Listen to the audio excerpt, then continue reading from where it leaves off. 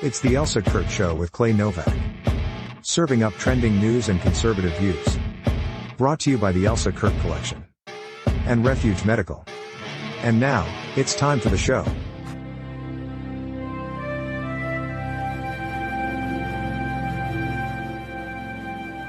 Well, hey there. How are you after a very long day for you, sir? Yes. So today is Wednesday. We're a little bit deviated from our norm. It is 7 p.m. on the East Coast because I had to do my civic duty and I got called in for jury duty today, which lasted all day, only to get not selected to be on the jury. It is what it is. But you know, if you've ever done that, that can be a very, very long day of sitting around doing nothing. And that's exactly what I had today. So yes, I am masterfully derelict.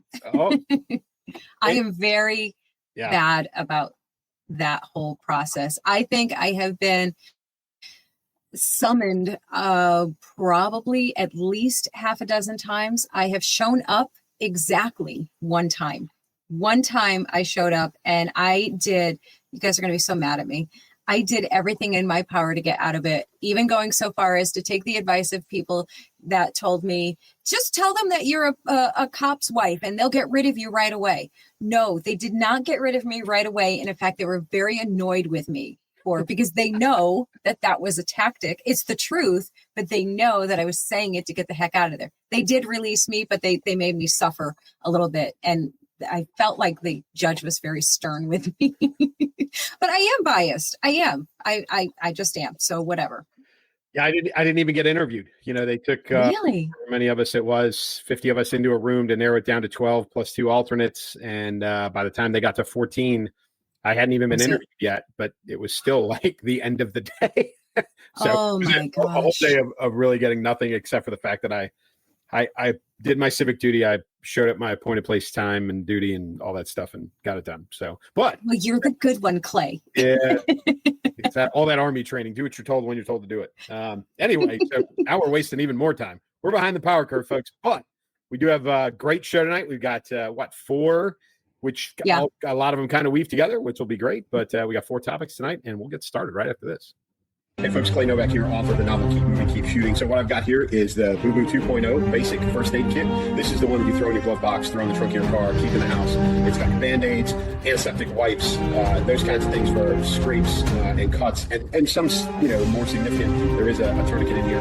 But Boo Boo 2.0, this is the kit that you need all the time. Again, refugemedical.com. You can find it there. Use the discount code KMKS at checkout. Get yourself 10% off. Refuge Medical. Not only buy their equipment, but get their training. Refuge Medical offers training as well. Ready to refresh your vibe? The Elsa Kurt collection has everything from page-turning reads to eye-catching fashion, guaranteed to add a little sunshine to your season. But that's not all. Love a good book? Elsa's got your next favorite read waiting just for you. Don't miss Elsa's Amazon affiliate store, filled with hand-picked beauty treasures, home must-haves, and daily essentials. It's like a personal shopping spree made easy. Make this spring your season. Shop the Elsa Kurt collection today and let the fun begin.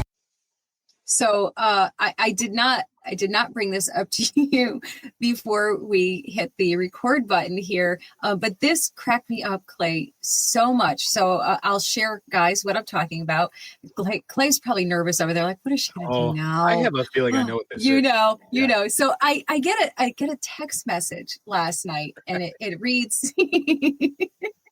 It reads this, and you can guess probably who that text was from. It was from Clay, who, so I actually laughed out loud because y'all have come to know Clay. Do you think Clay sits around talking about women's lipstick at any point of any day in his life? We all know the answer is no. So this cracked me up beyond words that I could just picture your face sending that text. Like, I cannot even believe I have to send this text. It's actually your fault. It's somebody who follows both of us on social media. And she said that she asked you and you never responded. So she was she's like, I'm going to ask you and see if you can ask her. And I was like, I feel doubly bad now. I feel terrible. So keeping your lipstick is what she said. So, yeah, I was like, so listen, Yeah. for anyone else, so that nobody has to ask poor Clay this mortifying question ever again. I don't even know how this will show up in there. It probably will not. But guys, it's tarte, Tarte, and maracuja. I don't even know if I pronounced that right. It's the color primrose. My lip liner is this cheap stuff from, I don't even know what this is, but this is what it looks like, guys. Poor Clay right now. This is what I use, guys. So if anybody else wants to know, that's what it is. And now, how did I get here? How did I get here? It's amazing, isn't it? Oh. Oh, yes. All right. So we are going to spare Clay and all of the rest of the men that came in here for some, intellectual discourse and got lipstick instead. But we're moving on. We're going on to the protections. Okay. So here we go. So we're kicking off with the latest on the Israel-Iran-U.S. tension because things just went from thermometer high to ice cold faster than the media can spin it, right? This is wow, this was fast. Yeah, and we'll talk about the media reaction and all that stuff in a few. But the hard part about an operation like this, and we talked about the operation last week, right? And the hard part of this is the BDA, which for those of us in the business, that's battle damage assessment or bomb damage assessment. And so that is assessing the damage after the operation's over with. Now, the best way to do this is boots on the ground. The best way to have somebody walk over there, get within eyesight and take some pictures or really walk it and get a good feel for it. Obviously, that is a very, very high risk operation to do that. And for a lot of reasons, not just because putting boots on the ground in Iran is risky as all get out, but you're also talking about a nuclear facility where there's potential exposed radioactive material and all kinds of other stuff. So you really don't want to put people on the ground if you can help it. So we have to rely on, satellites, satellite photos, reconnaissance aircraft, those kinds of things to take pictures. And then you've got professionals who do the analysis of the photographs, of the satellite imagery to tell you what happened and what didn't happen. And so, all assessments by the folks involved, including the Israelis, who else? Our CIA and a number of other folks are saying that the damage has set back the Iranian nuclear program years, decades potentially. And again, we'll talk about the media, going forward in a little bit in the next segment. But there's some contrarian views, obviously, of what happened and didn't happen. So, but I think the telling response to this is the NATO Secretary General, and I was telling Elsa, we were talking right before we started. I read a whole thing today about, because President Trump is at the NATO summit, or actually just left today, but he's at the NATO summit. And while he was there, and even on his way there, he had some great interaction with the NATO Secretary General. I think you got a film clip, don't you? I do. I love this. So many people love this. Also, here it is. No, maybe we're going to do papers. I don't even know if you need them. They're not going to be fighting each other. They've had it. They've had a big fight, like two kids in a schoolyard. They fight like hell. You can't stop them. Let them fight for about 2-3 minutes. Then it's easy to stop them. And then Daddy has to sometimes use strong language. You have to use strong language. Every once in a while, you have to use a certain word. I love it. Daddy sometimes has to use strong language, and it's always so funny to me. Like, right away, everybody, of course, it's a great quote. It's a cute, funny, light moment in all of this, drama and heaviness and everything. And, and of course, people are like, I think a journalist, asked a question of the guy. So, so why did you call him daddy, or you called him daddy? It's asking like a dumb question. We called him daddy because President Trump was referencing, calling them children. And sometimes you got to, break the kids up and all that stuff. And so there's a very direct tie into why he said it. It was a funny, light moment. Everybody chill out. I loved it. So, operationally, what he's talking about is in the immediacy after the operation, Iran obviously launched, counterattacks into Israel, very short-lived, very, very, very limited. And then all of a sudden there was this ceasefire. And both sides agreed to it and abided by it. And then all of a sudden they both violated it. And even President Trump said it himself, but these are the same things we talked about with the initial ceasefire between Russia and Ukraine, is that sometimes it takes a while for information to get down to the people who need, who are the executors. And so, things are already in motion. And so I think there were a few rockets launched out of Iran. There was a response by Israel, and then there was another templated or planned response by Israel, and President Trump jumped in the middle and said, knock it off. And he said it right before he got on a helicopter, and he used some really choice language on live television. I think we have a clip of that too. We sure do. And I love this even more than the other one. When I say, okay, now you have 12 hours, you don't go out in the first hour and just drop everything you have on them. So I'm not happy with them.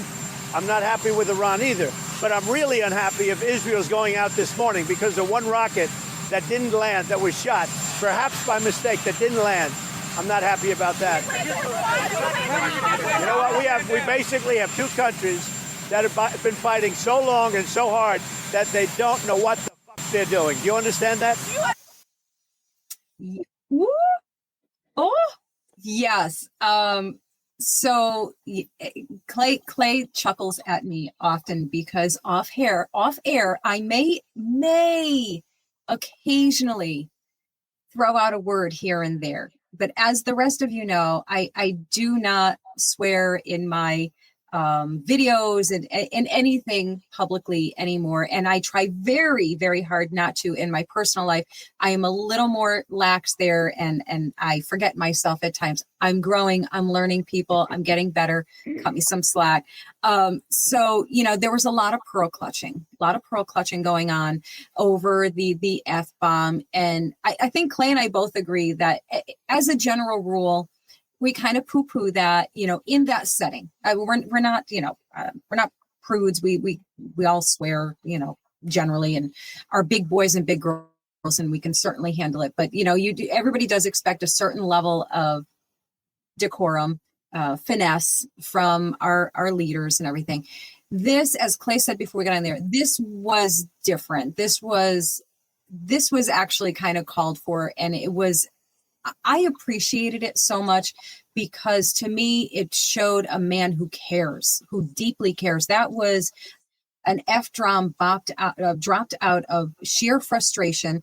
The daddy mode, trying to get the kids to behave, and the kids are just acting wild. They're behaving like feral animals, and he's trying to get everybody to get along and behave. And, you just feel the emotion in that like, for the love of everything good, I am trying to make peace. I'm trying to make everything better for everyone. Stop freaking fighting me on this all the damn time and do what's right. And that was the energy behind it, right? Like that was Dad saying enough. And I loved it. How about you, Clay? Yeah, again, I've said this publicly a number of times. I do think that President Trump, speaks below his office more often than I would prefer. But he is transparent in who he is. He generally, he doesn't hide that stuff. But this one, I think, was very focused. Like you said, I think he dropped that F-bomb very purposefully. And it was honestly, I think it was as much, probably more so a message to Bibi Netanyahu than it was anybody else. So, yes, there was a lot of pearl clutching. I would offer that, the people who were doing most of the pearl clutching would sit there and watch a movie with their children with that exact word in it and not even flinch. So I think a lot of it is, as much as we would like him to speak more appropriately, I think it's a lot of, fake outrage, mostly because it's him. So yeah, absolutely. Because there's crickets over Jasmine Crockett dropping F-bombs left and right. Every 2 seconds she's dropping an F-bomb. So give me a break. In violation of the rules of decorum in Congress, by the way, where she can be fined money, and other things. There's punishment involved. But President Trump, part of this too is, our forces were attacked in the midst of all this. Iran responded. Now, nobody got hurt. Everything was intercepted. The Qataris and everybody, did their part, and our internal defenses defeated everything that was targeted towards U.S. bases. But, he's got that on his mind too. That is, all part of this, jigsaw puzzle that's going on in the Middle East. So he carried all of that forward. He kind of launched into that little bit of profanity. And then, and then he went to the NATO summit. And, we talked about the Secretary General, but as he walked in, President Trump said, "Hey, listen, this is ceasefire." He's not proclaiming peace in the Middle East, but we're a lot closer than we were even a few months ago. Right. And the Secretary General of NATO, as well as other nation state members, are very, very happy that we, the United States, and he specifically, launched this operation to take that capability away from Iran, because, as we said last week, this was bad for the globe. Right? Not just the United States, not just Israel or anybody else in the region. It's bad for the globe. So, with that, what he got out of NATO was a massive, massive shift in focus in defense spending, collective defense spending across the NATO nations, where they upped from 2% of the GDP to a combined 5% of their GDP towards defense. With the one exception being Spain, which has got some economic issues that they can't get out from behind, and they were given a little bit of a pass, or at least a longer lead time to get there. But you saw some immediate moves. The UK put in an order for F-35 nuclear-capable aircraft today. So, this is an immediate move, very responsive by all of NATO, to get back on board with defending NATO as a whole under the terms of Article 5, which, is if you attack one of us, you attack all of us, kind of clause in all the NATO stuff. So, President Trump, who's been really, really rough on NATO for a very, very long time, he walked into the conference and he was the man, and he was everybody's favorite. So, go figure, he made a move, and it turned out to be the perfect move at the perfect time.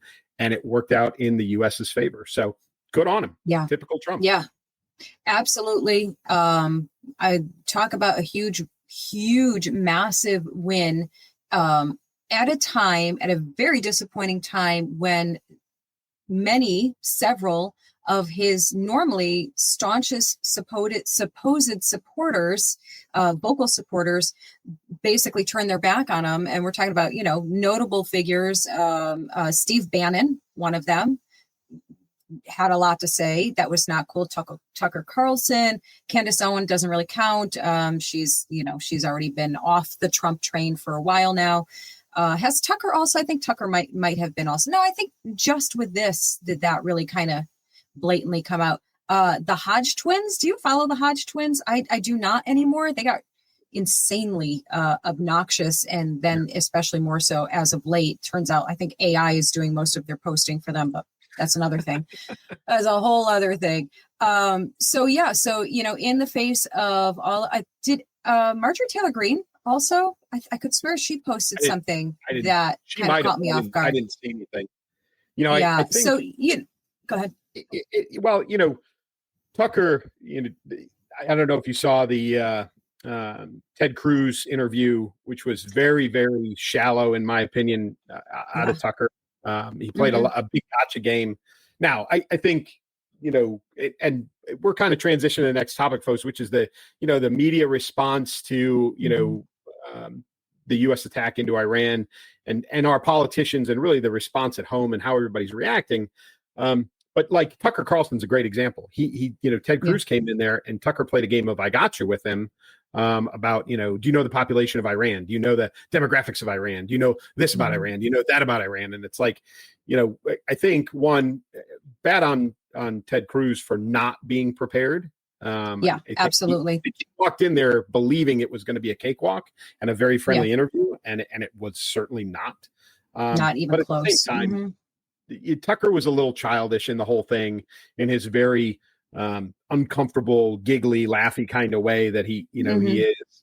And it was that interview was a great indicator of how weirdly received this entire operation has been across the spectrum of politics and media. You just said the exact word that I've been thinking. Weird. It is so weird to me. I genuinely do not understand this reaction. We're talking about a country who produces some of the, worst terror cells known to the entire globe, who chant death to America on a regular basis, and who are actively trying to get nuclear capabilities. like, this is a no-brainer, and let's state the obvious. Of course, nobody wants war. Nobody in their right mind wants to get into a war, wants us to be directly involved in a war. But this does directly involve us. This directly affects us when they're chanting death to America.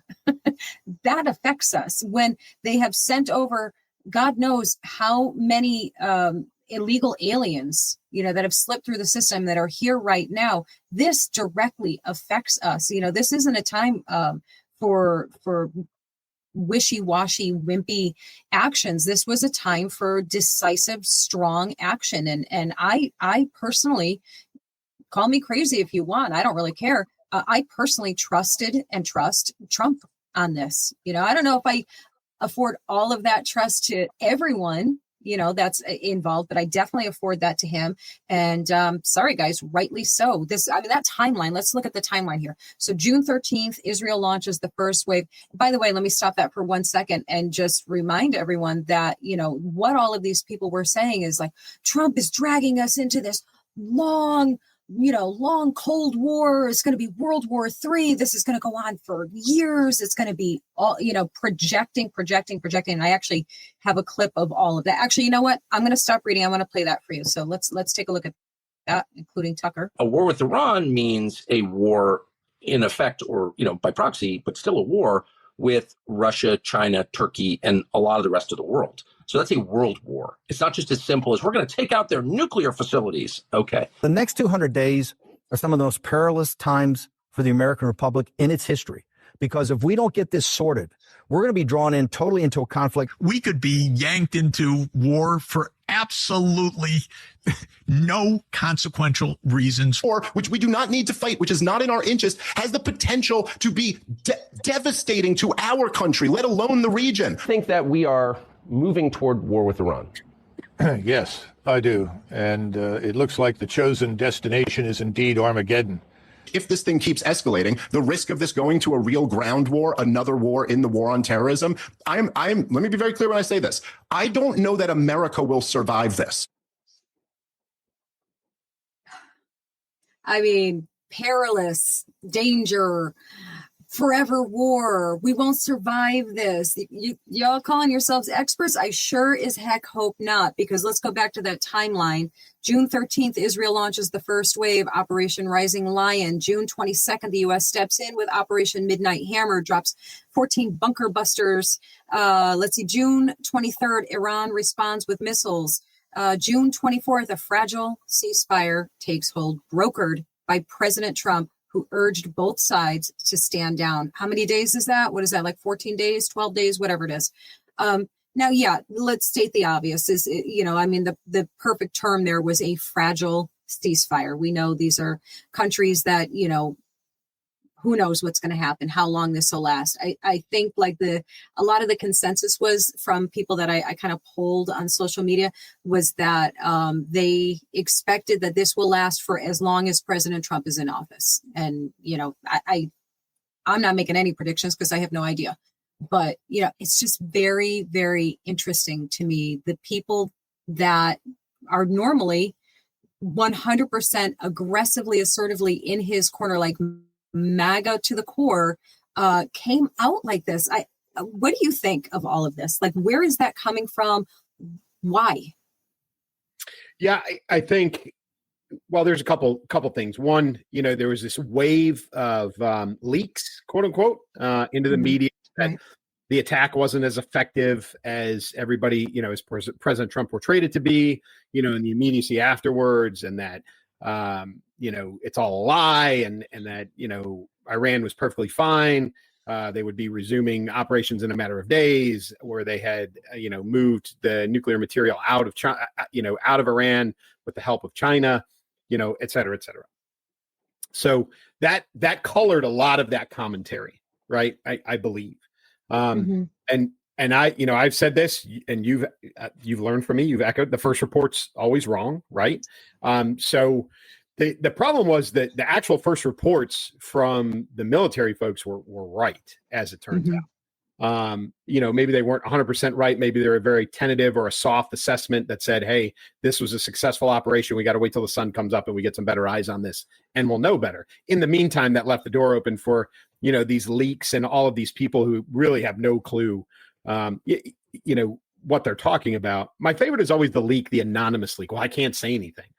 And I don't know why we continue to listen to those people, because more often than not, they're wrong. If you're in a real whistleblower and you go through a whistleblower protection program, okay, fine. I get that. That's a protected source. If you're a person in the Pentagon leaking information, I don't trust you at all. But the media does that because it gets them sound bites and it gets them clicks and it gets them viewership, which is exactly what all of those clips are about. To be controversial in all this is about getting views. And that's the currency nowadays, is that clicks and views are what everybody's after. And no one can know, truthfully, all of those predictions of, this is going to turn into an infinite war. This is going to be potentially the end of America. This is based on nothing, based on a leaked report, probably, or they just want to be the most controversial person on television to get the most viewership and the most clicks and likes. So I think a lot of it, like you said, the lack of loyalty is surprising from some of those characters. But I think, at the end of the day, they're all media personalities, and that's all they care about is likes. And they can be as controversial as they want. Yeah. I, for one, I said this before we started, and man, oh man, I'm so sick and tired of it. I am so sick of all of these people on all of the sides. I don't care what side it is. I am so sick and tired of that exact behavior. The rage baiting, the jumping before you know anything, the refusal to do any kind of research whatsoever, the fakes, the frauds. I'm tired of all of them. Like, good grief. Get some integrity, will you?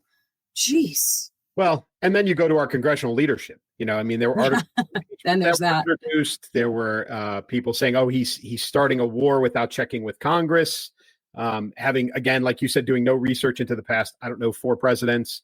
People don't realize that a war that I fought in for a long time was not a war, not an official war. We haven't been in an official war in a very, very long time.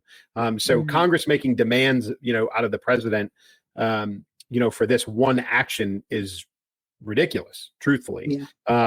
And to throw articles of impeachment out there and to say, to demand your friend Crockett demanding, that the president should have briefed them beforehand. He's under no obligation, especially to somebody like her, who's not on either of the Armed Services Committee. She's not on any of the intelligence committees. She needs to sit in the corner and shut up, because get on a committee and then maybe you get some of the information. But the president is under no obligation to notify Congress for things like this. One, because not everybody's cleared. I hate to break this to folks, but just because you're a congressperson doesn't mean that you have the clearance to know absolutely everything that's going on in the country and in the military.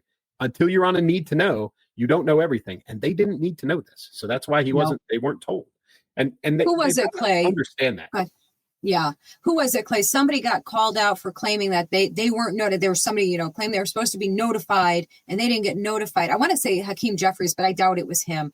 Made a big fuss. And then President Trump, or maybe it was Caroline Leavitt, who basically showed the receipts and was like, nope, here's the timestamp of when the call or the message was sent out and there was no response. We made the attempt. Here's the proof. And, so suck on it. I remember who it was. Yeah, I'm sure that was true. I'm sure that he, the appropriate leadership was notified, or at least attempted to be notified. And I'll make an offhanded joke. It doesn't seem like Signal was used for any of this operation, so therefore that didn't leak out. Right. But again, it's our congressional leaders who don't even know their role and responsibility in situations like this, and making demands of the president when, in fact, they have no authority to do so. So there's a lot of issues with this. AOC was another one. That demanded. She should have been told. They all should have been notified. No, that's not how it works. Did he declare war? No, he did not. He did a military operation, which he's in full authority to do. Congress would take first of all, we're not declaring war in Iran. That was never the purpose of this. So declaring war is not the goal, and therefore Congress had no role. So, and then they get the support of the media, which takes this entire messaging from the offices on the side, and some, truthfully, some conservatives, and they take this messaging and they spin it, and they, the headlines turn into, President Trump violates, President Trump refuses to, President Trump this, and it turns into this crazy messaging across the board that blames President Trump for something that isn't to be blamed for. So, right. But again, it goes back to clicks and likes and attention, and that's what our media and our congressional leaders are in for right now. That's what they're working towards. Yeah. And, and I wish I knew the answer here, as far as, because this has gone so wild now that, every ounce of integrity in journalism and reporting is out the window. Yep. The trust and belief of the people, the American people, in anything that they read, see, or hear is completely gone. Nobody believes anything that's being said by anyone, but they're also all falling for it as well. It's the echo chamber. It's the, confirmation bias. It's all of these things happening that, people are, if it fits what they want to believe, then that is the thing that they will listen to and believe. Doesn't matter if it's true or not. If it aligns with what they want to believe, then that's what they listen to. And this is a huge problem, and you add AI and all of these things, and the better AI gets at creating false things. And, that's all you ever see in the comments. It doesn't matter what it is. Oh, this is AI. That's AI. Everything is AI. Like, well, it might be, this might be, that might be, whatever might be. But how does anyone find the truth anymore? And it's actually a really scary question, because what's the answer?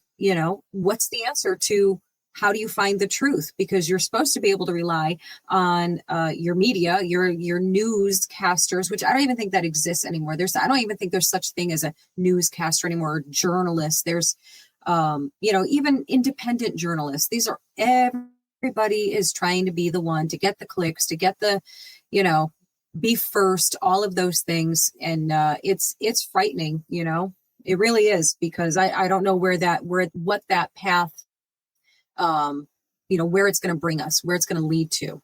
So, yeah, even in the aftermath, Iran was using AI. I don't know if you saw this, but they had like AI images of B-2 bombers on the ground smoking. They had a B-1 bomber, which wasn't even on the operation, like on the ground smoking. But it was so funny because you could tell, obviously it wasn't great AI. Like the aircraft was sitting there, it was on its landing gear. Like it was like parked, but at the same time, you hit on something, which is they keep falling for this, right? Some of the news agencies were actually quoting Iran as a verified source in the aftermath of the operation. This was literally, do you remember Baghdad Bob, right? From the invasion of Iraq, like the information minister for the Iraqi army is, everything's fine, his tanks are rolling by him, that kind of thing. Yep. That's what this was. Like, our news media in many cases was like, well, Iran said it's perfectly fine. Iran said that there's no damage done. Iran said this. Well, of course they're going to say that, right? But they buy into it and they repeat it. They regurgitate it as if it's fact, with zero investigation and solely, and not even saying, hey, look, this is Iran. Take it with a grain of salt. It's an unverified source, but they're saying it definitively as if it's the truth. So they're contributing to the problem as much as anything else. I do know that, our law enforcement here at home has been very, very busy in the aftermath of this, because we all knew, and as the assessments were made that, that there was potential for domestic terror. There's some, sleeper cells, whatever you want to call them, sitting here in the United States that have potentially been activated. I know I personally have been concerned about that. And they have been running around and they've been arresting some folks. Tom Homan and all his folks at DHS, they have been busy. And I love me some Tom Homan. Yeah, they've been. I saw him on TV today. He hadn't shaved, which I'd never seen that before. But that tells you how busy the man is. Man is tired and busy, but he's not backing down. I love it. Right. So, we're taking, the appropriate folks are taking the intelligence and the information seriously, and they're acting upon it as opposed to regurgitating garbage just solely to satisfy, viewership requirements. So, folks, take everything you see, as we always say, even everything you hear from me and Elsa, take it all with a grain of salt, do your own investigation. Question everything. Go look around. Right. Yeah, there is no harm, no foul in questioning everything. You should be at this point, especially more than ever, question everything, use discernment, ask questions, ask the key questions of yourself. Like, does this make sense? Does this seem plausible? Who is telling me this information? Should I be cross-checking that, and then cross-checking that? And yeah, it's exhausting. And yeah, it's a pain in the neck to have to do, but do you want truth or do you want propaganda? So, it's what you have to do in this day and age. And absolutely, I could guarantee to you that I have either misquoted something or, not gotten something completely. I could go check it. It's like everything can be checked these days. You do have to take the time to do it because it is that important. You don't want to be that guy spreading false information, or maybe, I don't know. I mean, clearly there are plenty of people that simply do not care and just do it anyhow. But I care. The sad part is that the things that should be covered, that should be on the news, are not getting covered. And specifically, here's a great example: is what is it? Operation Dragon Eye, right? Yes. Out of Florida.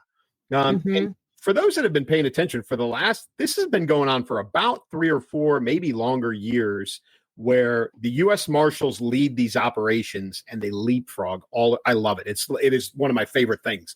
They literally, I think they've probably got 2 or 3 operations going at the same time. And it's led by the Marshals, but there's about 20 different agencies involved. The FBI, a lot of times there's drugs involved. So DEA plays into, and then you've got local and state law enforcement, et cetera. So Operation Dragon Eye was a Florida rescue and a breakup of a child trafficking ring that rescued, I think the number is 60 kids between the age of 17 and 9 years old. Okay. 8 people arrested, which were mostly, as far as I understand it, almost all the child traffickers. Specifically, these weren't, a lot of times when they run these operations, as they've done over the past few years, if it's a child pornography ring, which they've done quite a few times, you get a bunch of people, right? Because it's mostly moved over the internet and those sorts of things. So they get a bunch of arrests out of those. If it's a large, heavy child prostitution ring, a lot of times they get a lot of the clientele, along with those that are being, that are doing the trafficking, et cetera. This one seems like it was very, very targeted, and they got 8 arrests, and it was almost exclusively the traffickers, who are also dealing in drugs and using these kids to move drugs and sell drugs, not just sex trafficking and other things. But these are the things that should be in the news. But our media is so busy doing other crap, unverified crap, just to get clicks and likes. This is the stuff that should be out there, right? Yeah, absolutely. Absolutely. They're so Trump obsessed. That is, Trump is their meal ticket in every possible way. If it's not related to Trump, they clearly don't care. This is a huge story. This is a powerful, amazing story. What was that? What did you say? 60 kids, youths, 60, they're kids, 9 to 17, they're kids. And this is just the tip of the iceberg. This is just what we know of that's going on. Like you said, these operations have been going on for some time. And, obviously there's no fanfare and no discussing it as it's going on. And, then this is the result of it. Do you happen to know, I was looking at this and I think, was this a majority of migrant kids, or is this just a generalization? So it was Miami-Dade County, which, includes Miami, the city of Miami. So, you have a heavy Cuban population, as you well know. But yes, migrant kids, but not exclusively. So this, I don't think, was a result of, border policy, although it could have been. I think a lot of these were, run of the mill sounds so horrible, but I think it was, this is not associated necessarily with illegal immigrants or folks coming out of Cuba. So I think, this was just a bunch of runaway kids or kidnapped kids or whatever, that thankfully got rescued out of this. But like I said, they run these things in different stages, probably 2 or 3 at a time. And, Right. and after watching, again, I love this. So I pay attention to these. And so my assessment over watching these for a few years is they have, 3 of these probably going at one time in 3 separate cities. And what you've got is initial, like, hey, is there enough here in pick your city, right? Let's just say Omaha, right? Is there enough here in Omaha? Do we have enough intelligence, enough information to put together, is there a ring here? Is there a trafficking ring? Is there a kidnapping ring? Is there a whatever?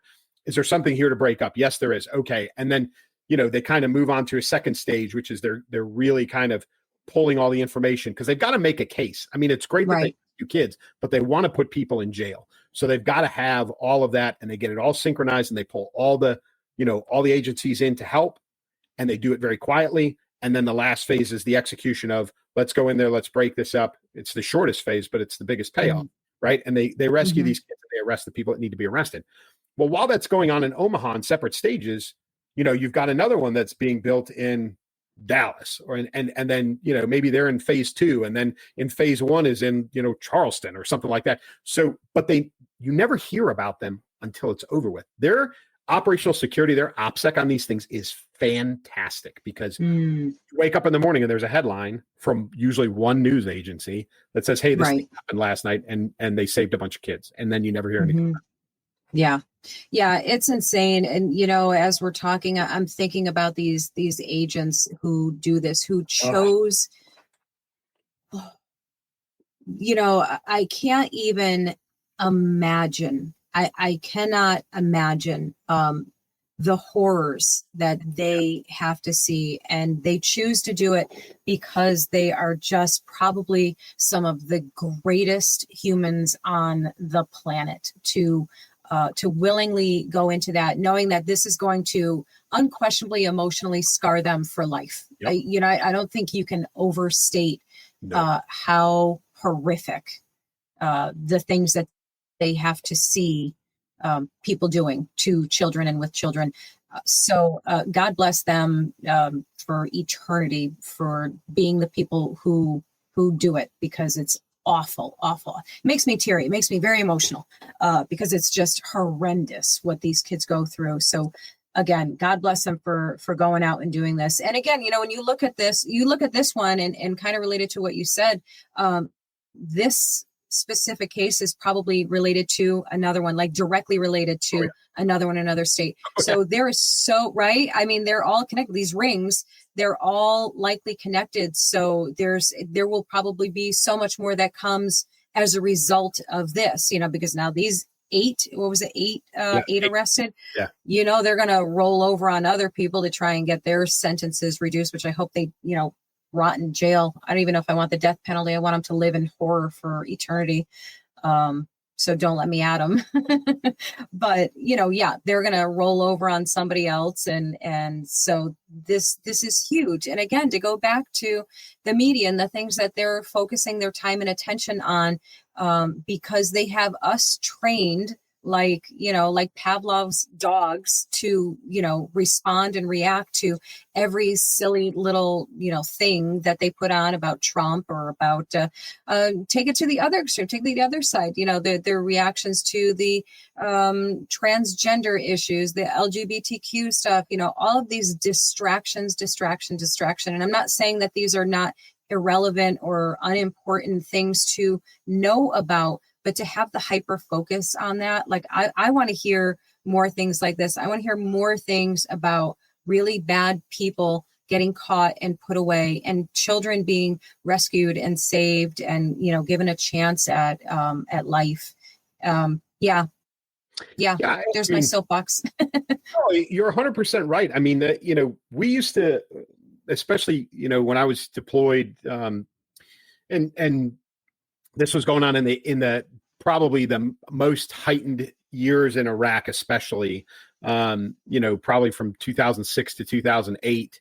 You would hit targets and tear them apart and gain as much intel as you possibly could, and you might even gain enough or the right kind of intel to turn around and hit another target or 2 targets that very night because of the intelligence you just got. So what you were talking about is, when they break up this ring, I guarantee you that everything about this, they're pulling every bit of data they can. They're pulling, cell phones, their emails, computers, all this stuff. And now they're linking it to other things. And so, they're probably, the marshals are probably treating this almost like terrorist organizations because of the linkages. And they're just, bouncing from one to the next because they are all connected in some form or fashion, like you said, which is amazing work by them. But the trauma that they endure is awful. You can't, it is irreparable damage because, just as an example, in these 60 kids, one of the 9-year-olds was the, actually I take that back. I think it was an 11-year-old. An 11-year-old was pregnant with one of the trafficking babies, right? So like those, like you get that and it just makes you want to throw up. A normal human being makes you want to throw up. Right. And they see this over and over and over again. And the scars, I'm sure, run really, really deep. I admire them because I think over time, it would be very, very easy to run one of these operations and I hate to say it, just become judge, jury, and executioner and end one of these guys on site. So I admire them for their professionalism, but on the flip side, what I would love to see in the media is take Operation Dragon Eye and follow up. These 8 people that got arrested, like I want to know 6 months from now who got prosecuted and for what and how long they're going to jail. And that should be on the news because that's where the deterrent comes from. And if someone gets released, right, that's where you get public outrage, right? Right. They don't have to go looking for it. It's there. And now and now you can hold judges accountable. You can hold district attorneys accountable, those kinds of things. But it all, like this Operation Dragon Eye, these 8 guys will be arrested. They will go into the system. You will never hear another thing about these 8 people ever again.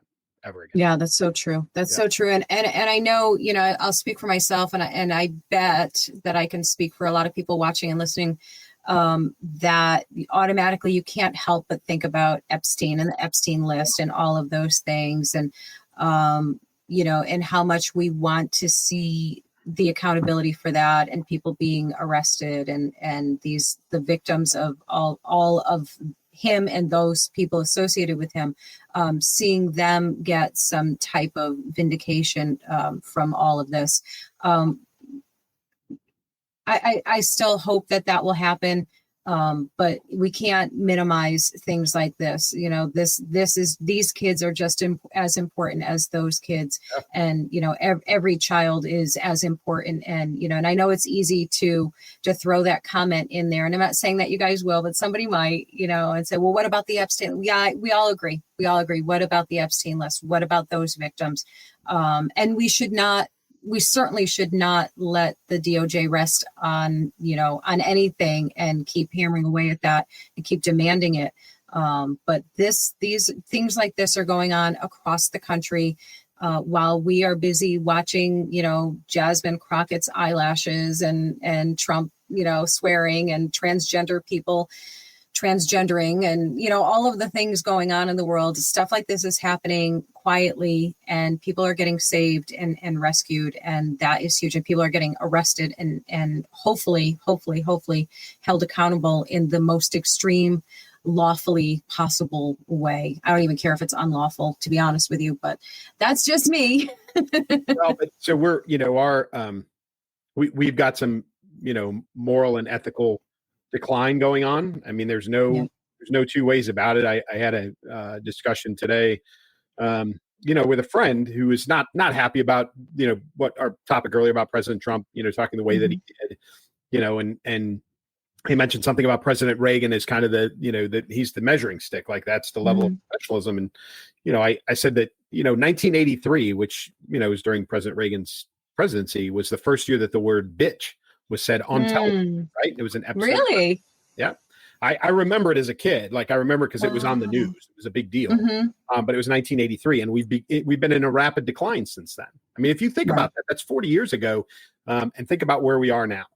In what? That's nothing now, right? Right. The content on the radio, all of those things. So, we've got a moral and ethical issue going on in the United States, and now it's starting to permeate into our politics. And New York is the now, the example that there's some serious concerns about, and that's the new, the next mayoral election this year. And so the Democrat, let's hit the Democrats last, but really what you've got is the next candidates set for this election. So you've got Mayor Adams, right? Who's in office now, right? He as an independent, right? I was going to say he's independent now, right? Independent. Yeah. You've got Curtis Sliwa, the guardian angel guy, right? Who's hyper conservative. And then you've got Jim Walden, who's an attorney, again, a conservative.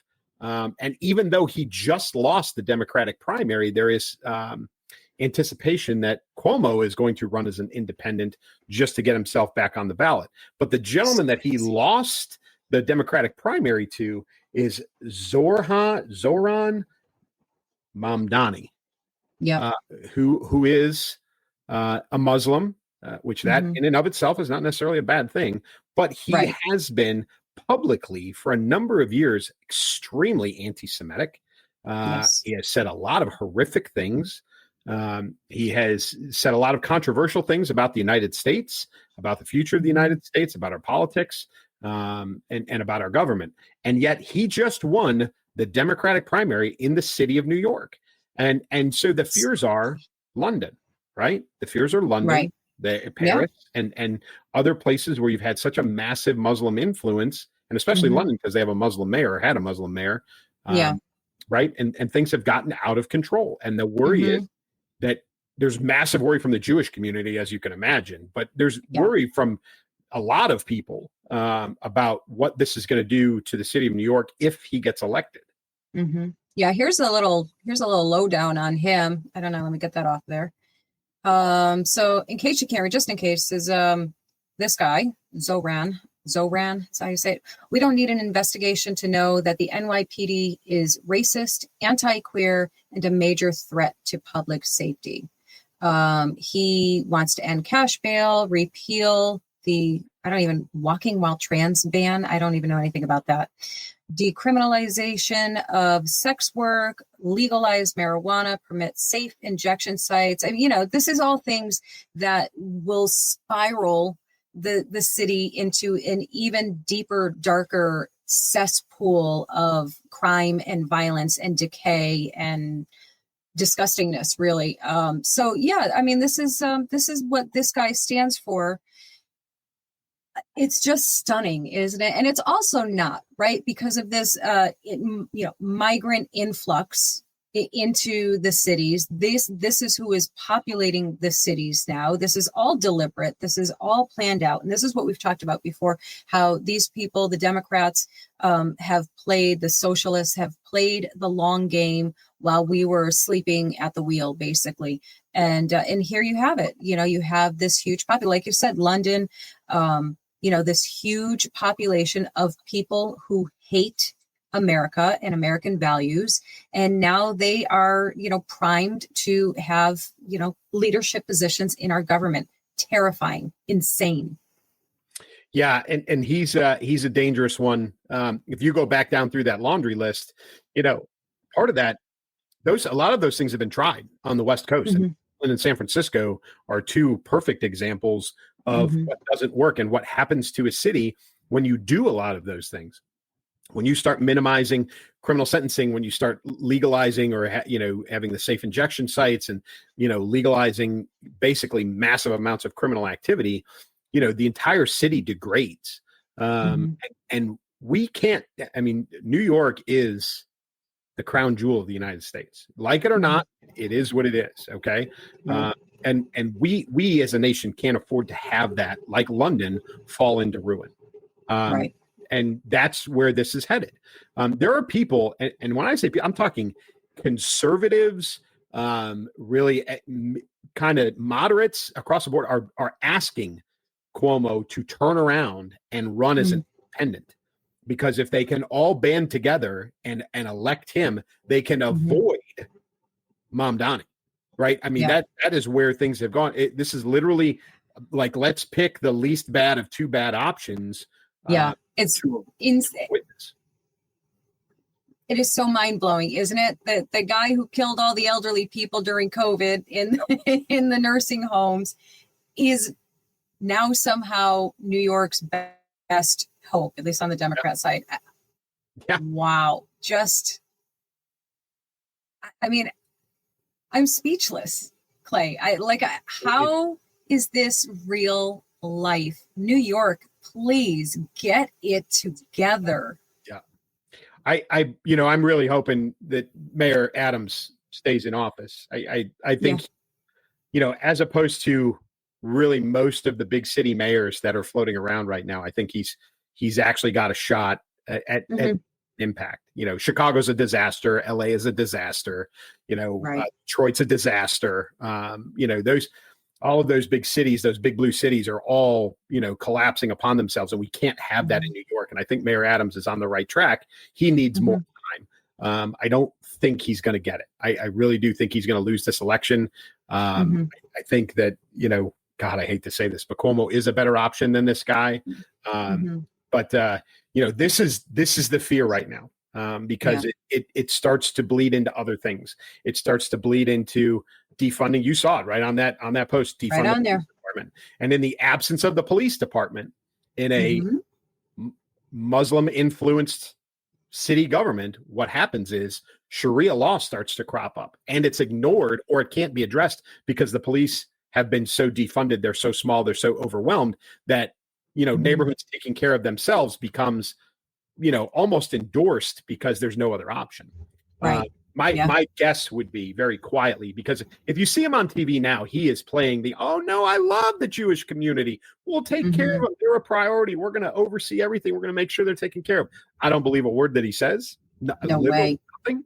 But I honestly believe that his goal is to do exactly that: defund the police, shrink the department, make as much of this stuff legal so the crime rate goes up, the police department is overwhelmed, and then allows Sharia law to take over in a lot of the neighborhoods. And then we have a real problem.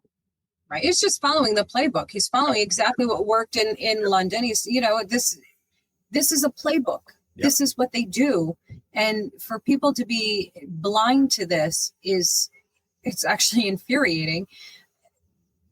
They're just welcoming this in, and it is madness, and saying, well, he said he's not going to do that, so we must be telling the truth, because now we believe politicians. This is what we do. This is what we do because we're idiots.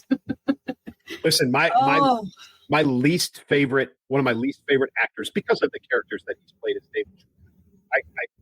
Ross on Friends I hate him. He's the worst person. Ross. Yeah. And then he played Captain Sobel on Band of Brothers, which is like if you want an example of bad leadership, that was the guy, right? So he's played a couple of horrible characters, but he made a great speech that I saw just the other day, which was an anti-Semitism speech, him being Jewish, of course. And it was literally like, we can't continue to not say something. Like, stand up and say something. Stand up with your Jewish friends. We're not asking you to, go fight against Iran or go fight against, whoever, but we're asking you to stand with your Jewish friends, to stand with the Jewish communities. It was actually a really well done speech. I don't know if it was a commencement speech. He didn't have a robe on, so I don't think it was that, but it had that. I did see a clip of it. Yeah, had that kind of vibe. I almost didn't recognize him at first. His face is so puffy now. He looks completely different. I saw. But it was a great speech, and I think we need more of that. And I would never, ever look to Hollywood to save anybody from anything. But I think there is enough Hollywood influence, especially with the Jewish community in Hollywood. They have the potential to save New York in a very indirect way by pushing against this, what's truthfully a radical Muslim running for mayor. Yeah, very, very radical, very blatantly. You know what? I agree, Clay. I mean, I agree as far as definitely the distaste and disdain for the Hollywood crowd. But, the fact is that they do have influence over opinions and people who follow them. And there's a lot. So, I hope they do the right thing. If they all claim to love New York so much, they have such a heart for New York. It's not going to be the New York that you're used to pretty soon if you let this happen. So I hope they're paying attention. Wow. I have not been, I have to be honest, I have not been to the city. I can't even tell you how many years, probably 10 years, maybe even more. I think actually more. And at this rate, I probably will never, ever go. No interest. I could Zero. tell you, if he gets elected, I will not. I have a No. family that lives very close to the city, and they have kids that go venture into the city like I did. I used to run around Chicago as a wayward youth, as a teenager. Mhm. My mom loves it when I say stuff like that, by the way. But they let their kids do that now. And if this election goes through, a year from now, 18 months, 2 years from now, I don't think New York would be a place that you would let your child do that. But we'll have to wait and see. I really, really hope New York gets it together and makes sure that this doesn't happen. And I really hope we're not delaying the inevitable. But this first attempt at taking over the mayor's office is something that's got to be stopped. Yeah. Well, I've said it before. I'll say it again. If you are the praying kind, pray, pray, pray. If you're not, wish and hope. I don't know what to tell you. I don't know. And if you have, if you live there, vote, right? I mean, that's get involved, that's always, that's always kind of like a go-to answer. And I think it is an important one. If you don't like what you're seeing in your town, you start small, right? If you don't like what you're seeing in your town or your city or your state, you have to start somewhere, get involved and make your voice be heard. I mean, that's what we're built on. So, if you don't like it, please, please, please do something about it. At the very least, speak up and speak out, right? Yep, for sure. Oh my goodness. Well, look at that. 4 topics, right? 4 topics, yep. A little bit of segues here and there, but there was so much to talk about on each one. And you were so right. They segue, very smoothly, easily into each other. Guys, we are so grateful every week that you guys tune in and hang out with us. I hope my lipstick brand helps somebody today. I'm joking about it, but I think that's so sweet. And I'm so sorry that I missed that message. I do answer. I see those sometimes. Always about my lipstick. Thank you guys very much. So I hope that solves the mystery. Clay hopes it even more. Do not ask me these questions, people, please. No, I'm kidding. Don't ask him, poor guy. Clay, do you have anything you want to close out with? I'm good. Yeah. I'm good. Life's good. Blah, blah, blah. You tell them what you got to close out with. Yeah. So I moved to a new publisher and my novel, Keep Moving, Keep Shooting, is being re-released, 2nd edition. We will have a cover that we'll show you on next week's show. But 2nd edition of Keep Moving, Keep Shooting will be out on the 4th of July. And the sequel, we got pushed back a little bit, but Cross to Bear is the sequel to Keep Moving, Keep Shooting, will be available in early August. So we'll show you the new cover next week of Keep Moving, Keep Shooting, and then we'll move forward, and you guys will get part two. Part 2 in the series will come in August. So with that, as always from me, until next week, keep moving, keep shooting. Take care, guys. We'll see you next week. Warrior, leader, author, patriot. From ranger school to the battlefield, from the front lines of combat to the front lines of culture, retired Lieutenant Colonel Clay Novak isn't done fighting for truth. Catch him on the Elsa Kurt Show and read his no-holds-barred blog at claynovakauthor.com. Keep moving, keep shooting. She's the voice behind the viral comedy, bold commentary, and truth-packed interviews that cut through the chaos. Author, brand creator, proud conservative Christian, this is Elsa Kurt.